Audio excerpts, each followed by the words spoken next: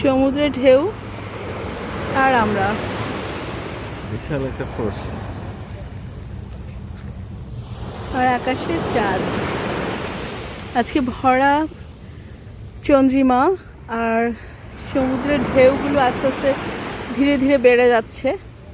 পূর্ণিমার টানে জোয়ার চলে এসেছে। এখন বাজে রাত 12টা।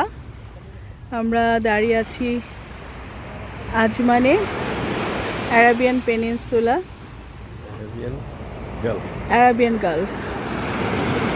সমুদ্রটা ধীরে ধীরে ফুঁসে উঠছে, ক্রমশই বেড়ে যাচ্ছে ঢেউয়ের গতি এবং উঠে আসছে ঢেউটা।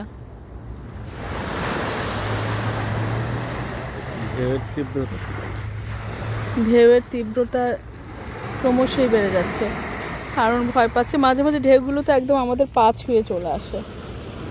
ভয় পাচ্ছি না, ভয় পাচ্ছে ওর পা ভিজে যাবে। না আমি কেন ভয় পাবো? তাহলে চলো আমরা নেমে যাই। তাহলে চলো আমরা সমুদ্রে নামি।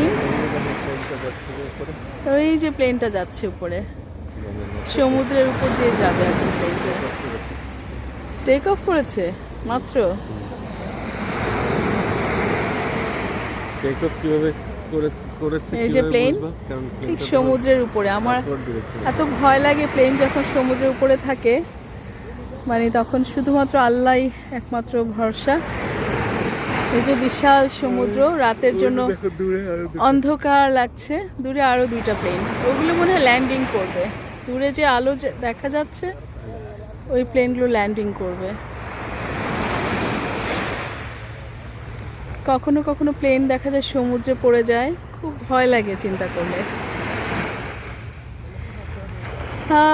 সমুদ্রের ঢেউগুলো ক্রমশই তীব্র থেকে তীব্রতর আর জোরালো হচ্ছে। সেরকম খুব একটা বাতাস নাই নিচে, কেমন যেন একটা গুমোট করা একটা ওয়েদার।